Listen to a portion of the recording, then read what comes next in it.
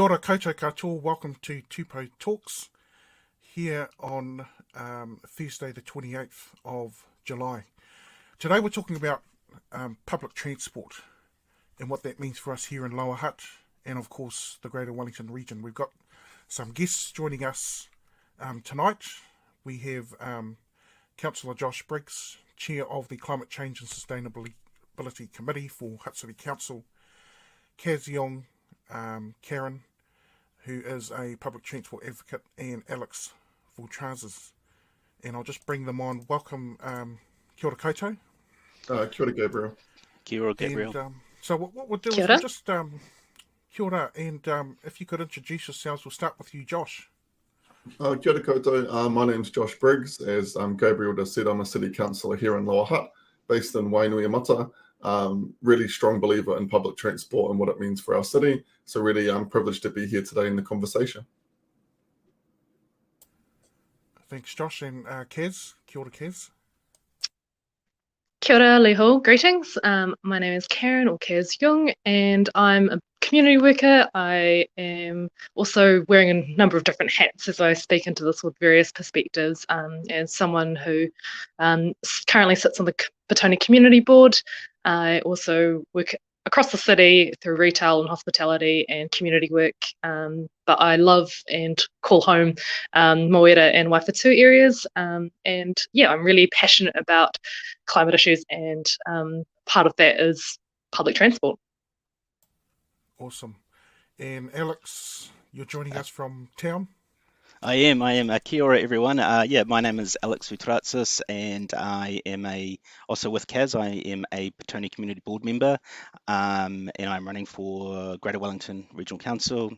And my background is in transport and environmental and housing policy. So for me, it's how do we develop a resilient public transport network and the quality housing in and around the public transport, as well as the amenities, so we can have less reliance on cars and hopefully also adapt and mitigate any climate change as well. Wonderful. So what we'll start off with is, of course, and I saw you both, Josh and Kez, on during the consultation for the climate change mahi that went on with council, but also that what came out of that was the integrated transport strategy, and we will go to Josh in a moment, but it's a very important part of Hutt City. Of course, it's a collective response, as Josh says in his capacity as chair, to lowering emissions. And of course, part of the answer is electric vehicles, shifting to alternative modes of transport and moving away from using fossil fuel and reducing waste. So what we'll do now is we'll go to you, Josh, on what you mean about that and all of the mahi that went in behind the scenes. Thank you, Gabriel. And as you've outlined for our city, we've got the goal of halving our emissions by 2030, and actually before 2050 going to net zero. And so that's a huge challenge for us all. Transport plays a huge part in our city's emissions. Is around 56% of our total emissions in the city. So we need transformational change in the transport space to be able to get to those goals for our climate ambitions. One of the key parts is public transport alongside walking, cycling, but also reducing the number of vehicle trips that only have one person on them. So it takes a whole lot of city planning, but also working with Greater Wellington Regional Council on the public transport side. But Hutt City Council has a role as well around increasing amenity to make sure that it's actually a really attractive option to get on the bus, get on the train, and use our ferry services as well. So it's a huge goal for us as a city to halve our emissions by 2030 and then get to net zero by 2050. But fully doable if we all be really considerate around our transport options and how we actually get around our city. Reducing our trips is one part, but we also need to be able to get around and get to the places that we need to be, both for our work, but also for our enjoyment in our city as well. Awesome. So this, tell us about this integrated transport strategy. It's quite, people can find it online on the Hutt City Council website. I mean, you summarised it well there. Are the plans to enhance the public transport network within the Hutt? Are there some other sort of, are we looking at working alongside central or regional council as well? Correct. And so the whole part of the integrated transport plan is looking at how do we do transport as a whole. Historically, our council has kind of done project to project to project, but not actually looked at the wider network and how each project has interdependencies and has a flow-on effect. So as part of this, we need everybody to be looking at their role. We also will be working closely with Greater Wellington Regional Council, particularly around the public transport perspective, and ensuring that that links in well to make sure people are doing all they can to change their mode of transport when getting around. The integrated transport plan also kind of gives a vision and priority to a lot of our micromobility, to our walking and cycling as well, which is another key component. But I think that the key aspect today in this corridor around public transport, it's how do we actually get people to have a positive experience catching the bus, train, or ferry.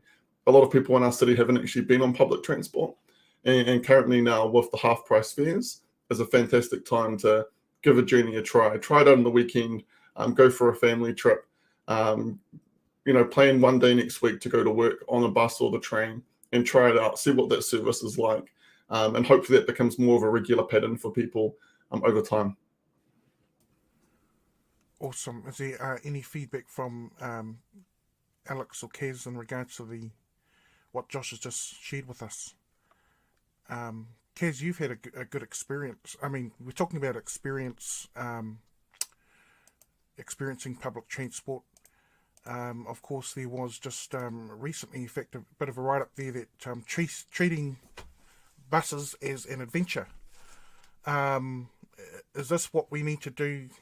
I mean, once upon a time, this was just unthought of. It was normal for people to catch a train and bus. Mm-hmm. But, of course, COVID changed everything, didn't it? I guess a number of things have changed things over time, right? So, there's a lot about our societal culture that changes how we move about, and also just the needs that are placed on our whānau today. How we live now is so different to what it was, even 10 years ago, let alone 20, 30, 50 years ago. I definitely think about it in the sense of definitely treat it as an adventure. And sometimes that adventure goes a little bit astray and takes you to, ways that you don't really want to be in. But I actually think there's merit in trying something a little bit different. And like Josh was saying, like, it's really good every once in a while to try something that you're maybe not quite used to, but is going to be doing a world of good for others. And, I think one of the human challenges is always to kind of stay connected to what else is going on. And it's really easy for us to be in our own little bubble a lot of the time, but actually doing something like utilizing public transport can really take you out of that.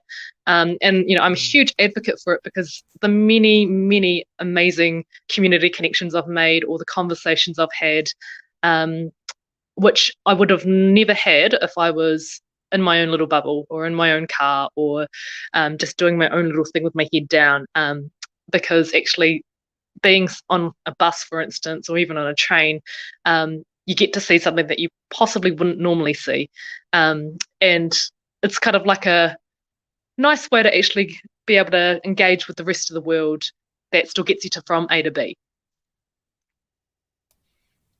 Absolutely. So treat it as an adventure, because you never know what to expect. I mean, every day could be different. And so just to bring you in, Alex, I mean, that's not easy for everyone if equity is an issue, or, access to public transport. And I've spoken to a few residents around the Hutt who said, some of them have said, oh, well, it should be free for, public transport's half price at the moment. Government's extended that until, was it January or something? So people are going to get used to this half price. So it's sort of like, it's hard to go backwards to full price.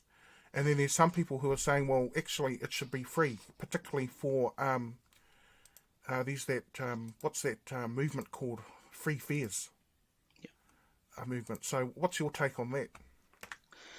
I support extending half price fares out permanently. I think one of the challenges that we have is that in the year 2019-2020, so just prior to COVID, the total cost of running the transport network in Wellington was 300 million, and that was a mix of funding from the Greater Wellington targeted rates for transport that we pay each year, subsidies from Waka Kotahi, and also the fare box revenue. So your fare that you pay each time, whether you use your Snapper card or your train ticket.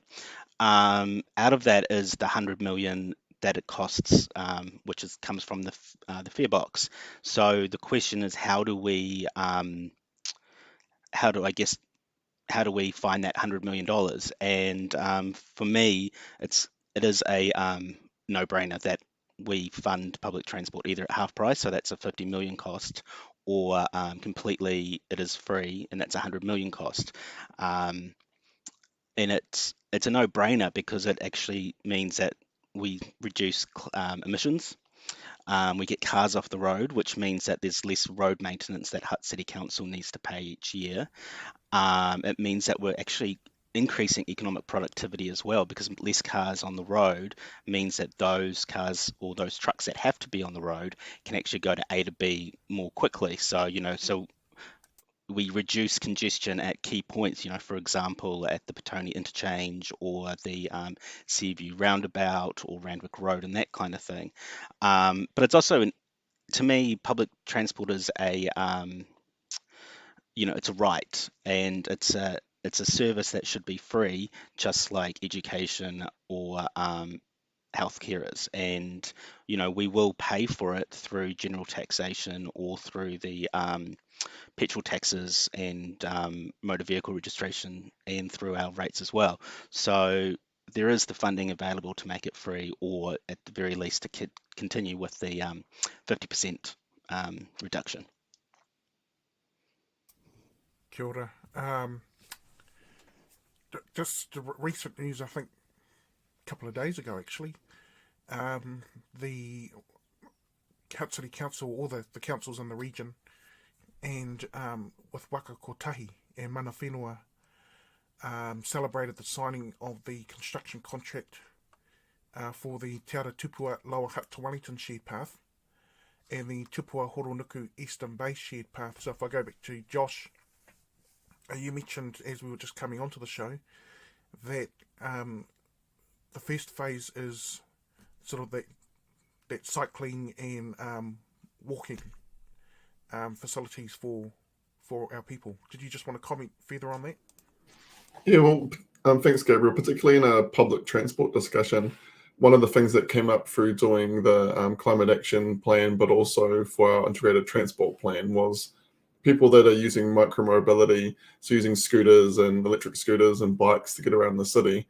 It's really hard to integrate your trip with public transport. There's often only very limited space on trains and buses and ferries to have those modes of transport come on them as well. And so what we end up seeing is people jumping in their cars rather than utilizing public transport as part of their journey, particularly for those really short end trips between the train station and their house. It becomes far more convenient for people to jump in their personal vehicle rather than cycle a short distance. And so it's important when we look at the whole transport network, we look around those options and making it more accessible. As Alex was saying, the cost of the journey financially is one component. Another component is around the accessibility. And then additionally, it becomes around the reliability and the timing of the network as well. Are the public transport routes in the right place? Are they going to the right destinations at the right time? Does that actually work for people on a convenience level? Because if all those aspects aren't clearly aligned, people will just choose to jump in their car. And that's what we're currently seeing. So it's the cycling network, and the announcement that you mentioned from yesterday is fantastic. And that will actually help our micromobility users in our city and encourage more cycling and walking from around the bays all the way into Wellington. But we need to look at it from an integrated approach and not just one aspect being isolated, because we know that residents in our city get around in a really complex way, and we need to be able to support those complex journeys. Yes, absolutely. Complex journeys, it's an interesting phase. Because, Kaz, you said that planning ahead is important. And for someone like yourself and even me over the years, sometimes, unlike most people who might just have one job or one responsibility or one role to get from A to B. Some of us have several roles, or even in fact several jobs, and so it's not just getting from A to B, but we've got to go A, B, C, D, and E. So we did get some feedback, some questions rather online about around the difficulty of catching a bus on time. I mean, is it every 15, 20 minutes at the moment? So it really depends on, it depends on where you're going in essence, because some routes are a lot more frequent than others. So some, like the 130 and the 110, are often about 15 minutes. The 83 has become more like 20 minutes, although in recent months we've seen quite a few cancellations and delays, and that testifies to how important reliability and consistency is, because it's actually meant a lot of people have gone, well, I'm just going to jump in my car because I don't know if it's going to show up, and that can be really hard. And part of the dynamic of that is you've got multi providers as well within the Metlink service who are looking after different parts of the city. So Eastbourne is almost this anomaly in terms of it's looked after by another provider comparative to a lot of other Hutt services. And I've found, I do have to be a bit more organised on one level, and in some ways that actually helps my productivity because I have to be really clear about, okay, if I'm heading out today, how do I make the most out of this rather than having to yo-yo back and forth from one thing to another. And as someone who does have multiple jobs, so for instance, one of my jobs is in Waifatu, another one is in Petone, another one of those is in Avalon, and that's not to talk about all the other stuff that goes on. And so I'm constantly kind of going from one part to another part, and having to be aware of what other options are there. And that's why I think, when we talk about public transport, although it's public transport and it might just be buses and trains and our ferry, all those things that help us get to that are really important. So, like our footpaths are really important. The levers that are pulled from a national government level are important because actually that can make or break how some people use that. And even if we think about it during COVID, that very first lockdown actually, we're talking a lot about half-price fares at the moment, but actually in that very first lockdown for us as a region, the fares were actually completely free. And for me, that was an interesting time to start seeing a number of people who maybe wouldn't have used public transport actually have a crack because there was nothing to lose. And so there's kind of these dynamics where I often think, sure, it's a little bit more organising, but actually, like most things, once you kind of get used to a change and you adapt it into your rhythm, it becomes a lot easier. And I was talking to someone else the other day about who needs to go to a gym when you're carrying all your shopping bags and you're having to walk, that stretch from that bus stop to your home, because in many ways you get all those little added benefits that you don't often think about.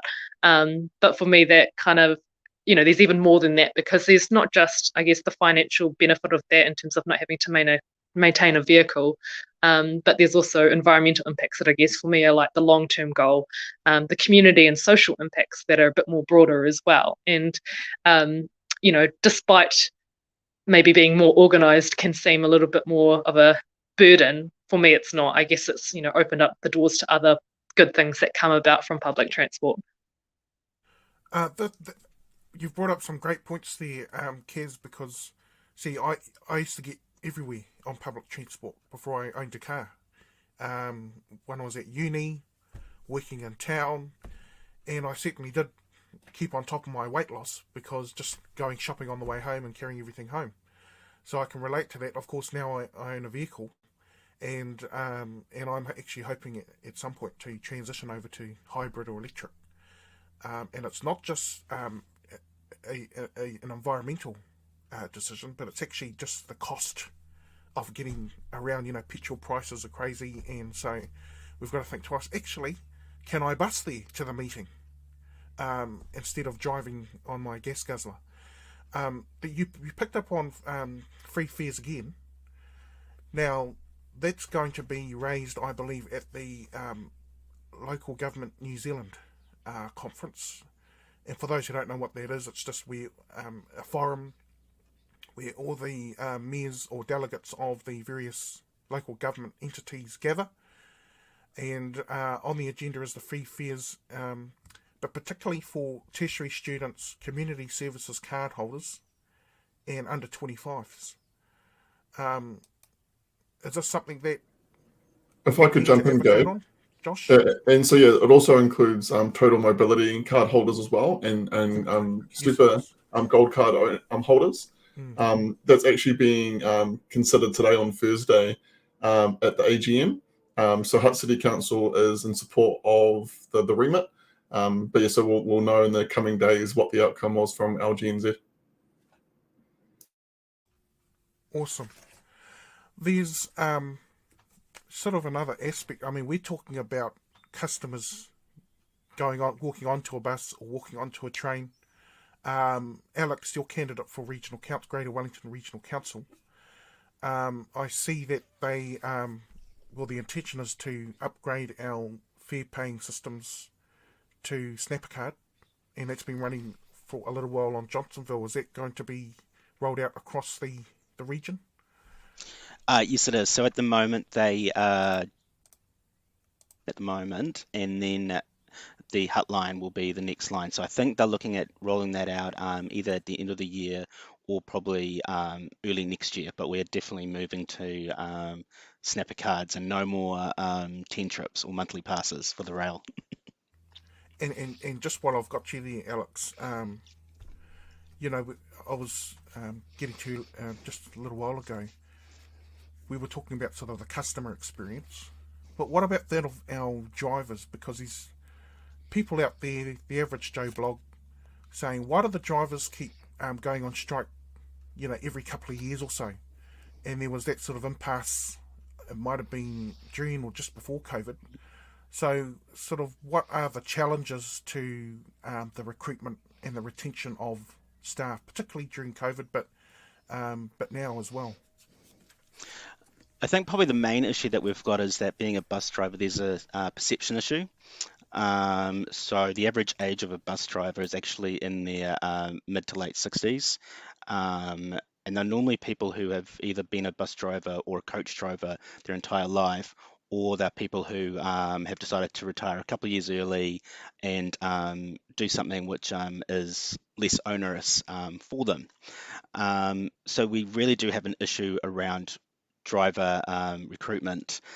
And to be honest, it comes down to wages, and it comes down to split shifts and conditions. So, it's great to see recently that Greater Wellington, Metlink, Waka Kotahi, the operators, and the union were able to increase the hourly wage up to $27 an hour. So that's a significant win, and it means that Wellington bus drivers are paid the most in New Zealand. But when you look at it, that's only around $55,000 a year. It's still, it's still probably not enough, for us to be able to recruit and retain drivers, particularly when you're looking at it. Definitely, when you're looking at a driver age of the mid 60s. So what we really need to be looking at is how do we increase the hourly rate further, and how do we remove things like split shifts? So bus drivers, instead of leaving home at, for example, 5:36 a.m. in the morning, working for 4 hours, then being off the clock for 2 or 3 hours, and then being back on the bus, how do we change it so they're working their 8 hours in a row with the necessary breaks in between for health and safety and for obvious reasons. So that's the other thing, and I think it comes down to how do we convince the government, or further convince the government, I should say, that we in Waka Kotahi, that we need to be investing in our bus drivers, and we need to be changing the perception of who a bus driver is and recruiting more. So that comes down basically to funding and making sure that bus drivers have decent wages, and also have good conditions behind them as well.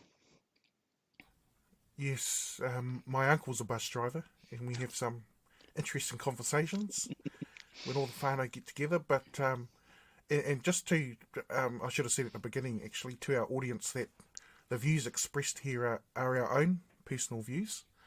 But of course, Alex, you know a bit about this, just to give people a bit of context, because you were the former acting CE for, is it Bus and Coach? Yes. That's right. And so you had to do a bit of advocating during COVID for the drivers, I understand. Yes, and also to improve their conditions. So that was working with Metlink and the unions in Waka Kotahi. And what I would probably add with that is that, operators want to see, you know, they want to see a full complement of bus drivers. I know that sounds a silly thing to say, but at the end of the day, they want a strong workforce to run those services, and it comes down to the contract that that Greater Wellington and the operator signed. Um, each of them signed a few years ago, and so we're kind of dealing with a situation where we don't have enough bus drivers, on top of illness with COVID and winter flus and all that kind of thing as well, um, and driver wages as well, all because of issues stemming from contracts signed a few years ago. So the message is for those of you out there who are looking for something different, perhaps meaningful, a role that's actually, it's a connecting role. You're connecting with your community, as Kaz said before. Then you please consider taking up bus driving. So look to now might be a great time to look at some of the questions we've got from online. The first one is from Edwin Kane from Wainuiomata. Why can't we get a bus from Wainuiomata to Petone? Petone is a major shopping precinct, as well as having buses and trains to Wellington City. Can someone answer that one? This has come up a little bit over the years. Josh, this question? Yeah, I'll have a go at it. I think Kaz and Alex may want to jump in as well after me. It's something that's come up regularly in the community of Wainuiomata around the direct service to Petone and what that would actually mean for our economy, but also for people's time. One of the challenges around I was saying earlier is that if the routes don't go to where people want to go, they'll get in their car. And it's really challenging if people are going shopping in Petone from Wainuiomata. You need to get a bus from Wainuiomata to Queensgate that goes via Waterloo train station, and then you've got to hop off your bus, get on another bus, go to Petone through the whole city, do your shopping, hop on another bus, and go back via the same route while carrying bags. Makes it really challenging for some people, and so we need to make sure our routes are going to where they need to go. One of the things that's been tested by Metlink recently is on-demand services. And so I've been advocating alongside others to kind of get them to come to Lower Hutt to do some on-demand testing as well, particularly in the Western Hills, but also could service communities like Wainuiomata well, and around the bays to get people to where they actually need to go rather than having multiple transfers. So it's possible, but it just comes down to priority from Greater Wellington and Metlink and where they want to put their resources. The other kind of barrier around it is if there's not enough drivers, then we can't add additional services. And so we need to make sure that we're looking after our drivers well, supporting them and making it a really attractive role for people to start taking up. Alex, I think you wanted to, one of you, yeah, did you want to comment on to that question? Yeah, I mean, I fully support what Josh is saying, and I think the other thing we need to remember is that Wainui is the fastest growing suburb in the Hutt Valley, and it's already, I think, up to about 21,000 people, and it's only going to keep growing as well. So, one of the things I am wanting to advocate on, and I've been talking to people from Wainuiomata as well, is about getting that direct service or an on-demand service as well, where people can actually use that bus service and come over the hill, down the hill, and there you are. I think it's just simply appalling that you've got to go through nearly most of Lower Hutt and then come back down, just to access a suburb that's basically over the hill. Oh, yes, Just to quickly Kez. jump in there as well, I think there's currently 2 services that run from Wainuiomata to Hutt CBD that are quite regular. And I think there needs to also be a conversation around, like, is that the best way that our routes are currently structured? And I think previously we possibly haven't had very good consultation and engagement about our services in the Hutt Valley. So, for Alex and for others that are seeking to run for Greater Wellington Regional Council, my hope is that we will have better advocacy at the table around how our city is serviced, because the downside of, I think, when we've got a Greater Wellington regional dynamic, sometimes the attention's taken elsewhere. And I think over the years, we've seen Hutt City public transport be a bit more difficult, I suppose, in terms of getting people from A to B more suitably. And so, part of my thinking around that is like, how do we utilize some of the existing things and perhaps move them around or change them around so the resources that are still there are still being utilized, but just utilized differently. Because I often catch a 160 or a 170 and I think, oh, it's not very full, apart from in the peak times. And I wonder if there's room for that to be changed in terms of maybe instead of all of them going to the CBD, how about we see that change? And that's also not just a Wainuiomata problem. So if you look at the network that we've got within Hutt City itself, if you kind of put that on a map, you'll see pretty much every single service that's a Hutt-based service. So it doesn't include Eastbourne, even though the 83 does go through the CBD. All of them utilise the CBD.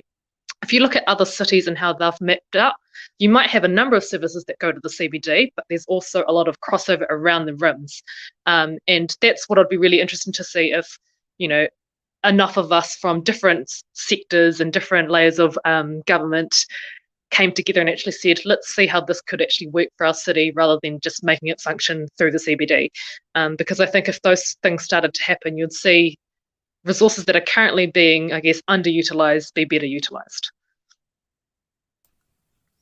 Actually, you make a good point there, Kez, because that's a question that comes from Quinton Duffy.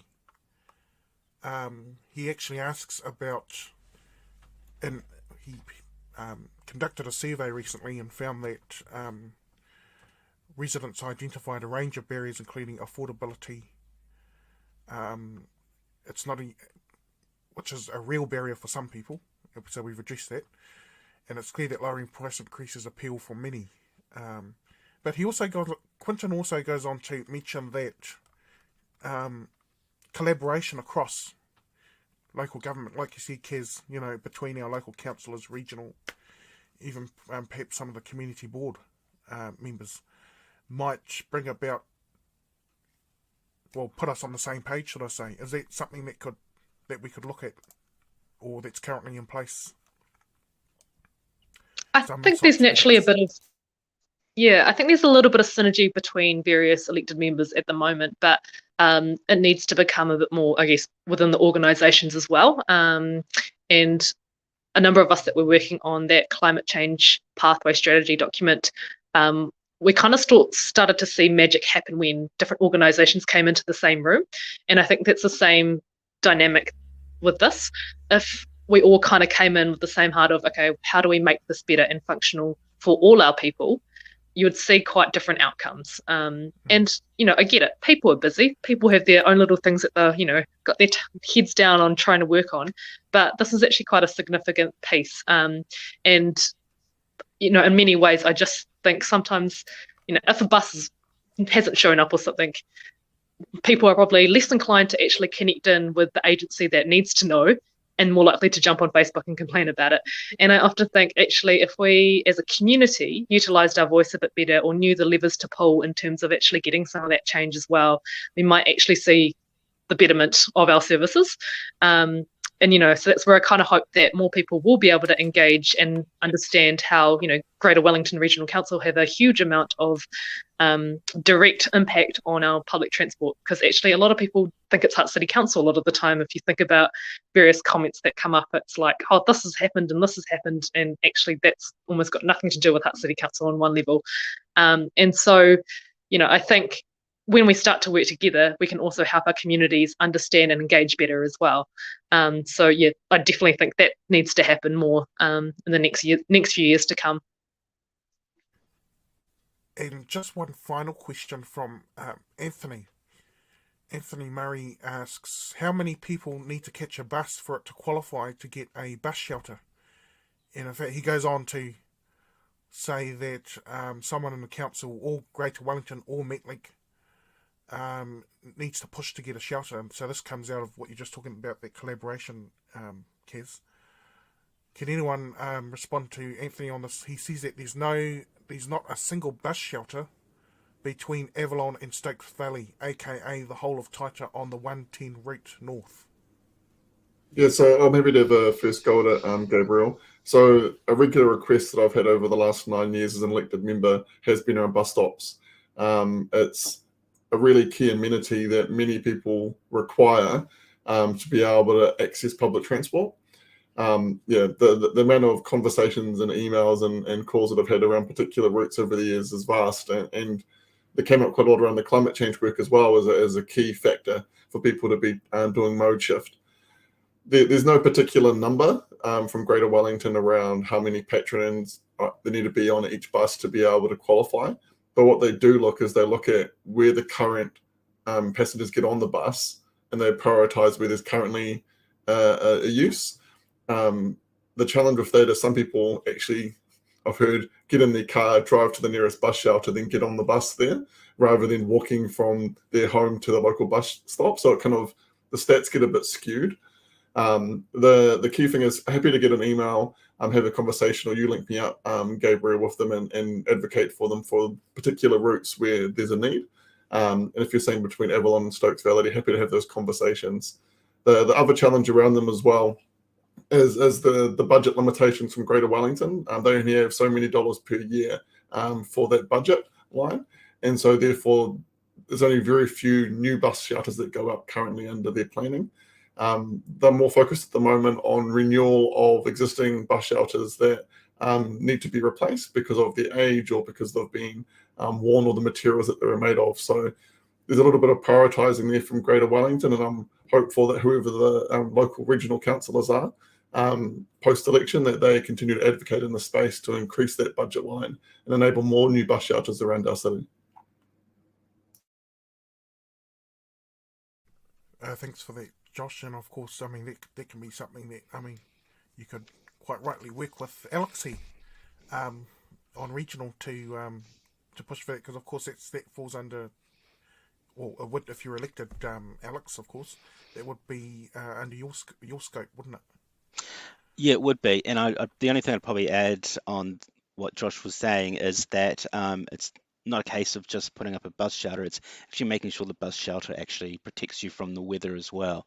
And we've seen a few instances lately in Petone of new bus stops, shelters, which is fantastic, but because they're open and they face south, the wind and the rain comes barreling straight in, and you get soaked while you're waiting for your bus. So, for me, it is about making sure we have the right infrastructure in the right places, and let's get this right from the beginning in terms of actually having shelter that actually protects commuters. And of course, it makes a huge difference to the likes of Kaz, who have to plan their travels and might have to wear a few extra layers and umbrellas and so forth. Is there anything else that anyone else that you all wanted to add to the corridor here, just to as we come to a close?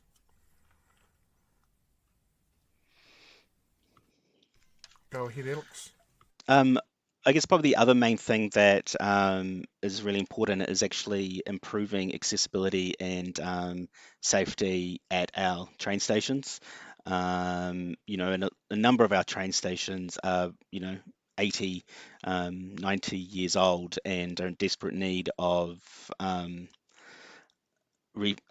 total replacement or fixing. And a classic example, of course, being Nainai train station, where it's great to see Greater Wellington investing in the upgrading the station, but I just wonder if we need to also be thinking a bit bigger and broadly in terms of, instead of underpasses, we have overpasses to town centres and that kind of thing, just to make it easier and a lot more accessible for people, and also safer as well.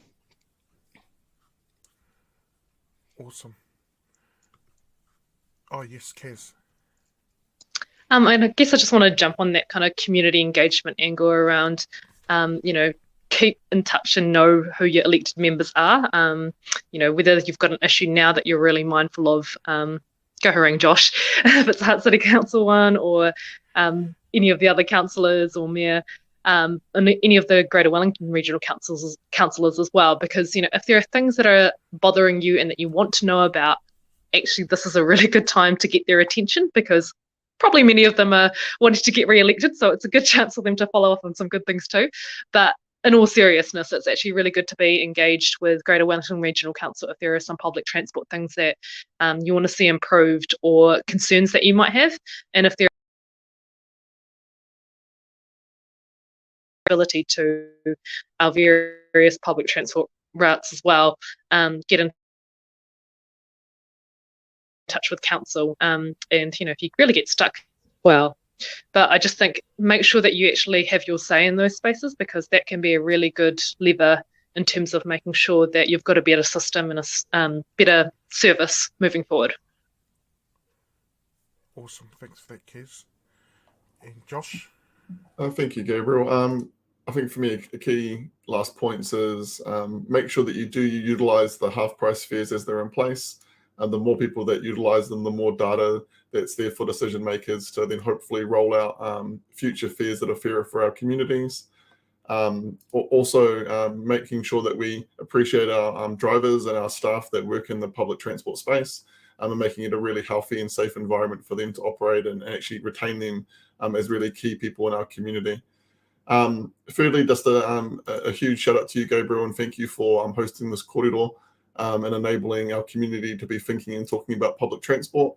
It's a really important topic that has a huge impact on all of us. And even if you are driving your car every day, as was said earlier, the less cars on the road means your trip becomes faster as well. So we want everyone, where possible, to be using other modes of transport, doing more ride share, making sure there's very few single occupancy cars on the road.